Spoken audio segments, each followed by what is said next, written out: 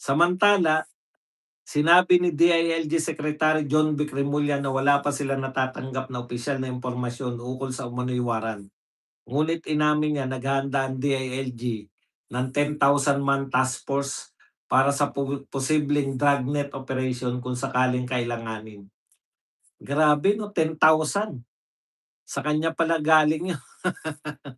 Akala ko sa TV5 lang, 10,000 ng taong dadakip kay Bato.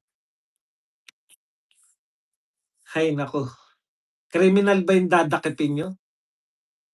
Ikalawang tanong, unang tanong, kriminal ba yan? Ikalawang tanong, may warrant of arrest ba yan na in-issue ng galing sa korte ng Pilipinas? Hindi naman po kayo tauhan ng ICC. Kayo po ay pasweldo ng gobyerno ng ng mga tao ng Pilipinas, Republika ng Pilipinas. Maglilingkod po kayo sa mga Pilipino. Paalala lang po natin sa mga PNP, ang paglilingkuran niyo po ay mga Pilipino, hindi po dayuhan. 'Pag meron pong court order mula po sa Philippine court, sa local court, okay po 'yan. Diyan na po sila magbabag. Pero kung wala po, hindi po palalalang po namin, hindi na po tayo, matagal na po tayong hindi member ng ICC. Sabagay, mahihirapan na silang gamitin uli yung 'di ba ang palusot nila through Interpol. Oh, mukhang mahihirapan na po sila kasi yung request nila kay Saldico na red notice, hindi po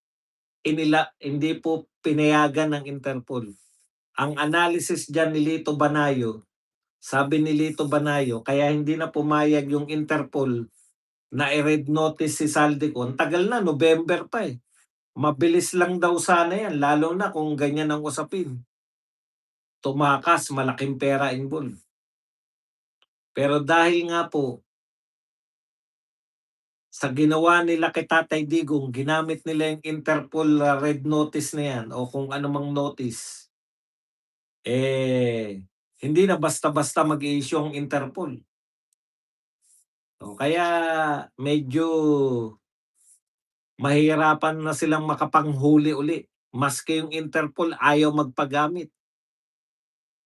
Hindi naman sila puwedeng direkta ICC tapos pulis natin, bakit? Bakit po hindi po puwede? Dahil hindi puwedeng utusan ng ICC yung kapulisan natin dahil hindi tayo miyembro.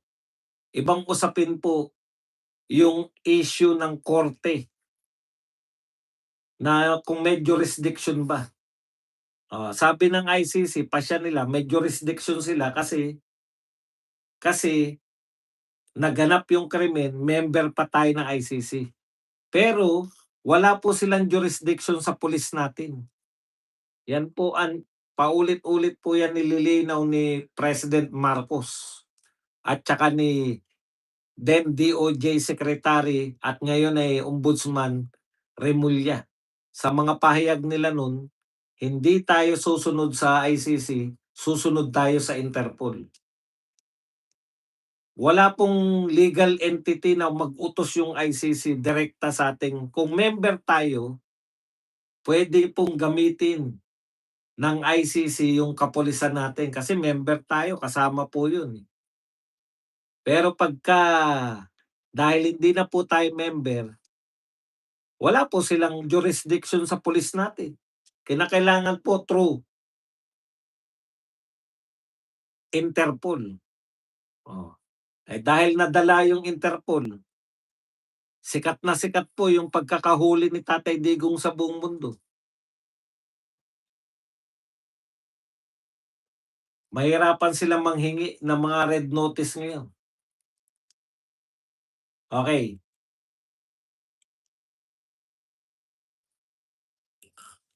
Nakalabas na ng NBI detention facility sa Muntinlupa City si Peanut Gallery Media Network founder Franco Mabanta at 4 na iba pang akusado matapos maglabas ng release order ang Pasig RTC Branch 167 ngayong Sabado, Mayo 9.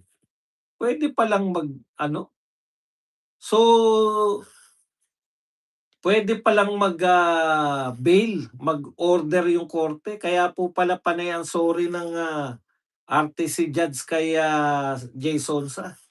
Kahit Sabado pala puwede kang mag-bail. Biruin niyo yun, dahil sa pagkakamali na non-bailable. Kasi Sabado ngayon, Sabado lumabas, puwede palang Sabado mag-bail.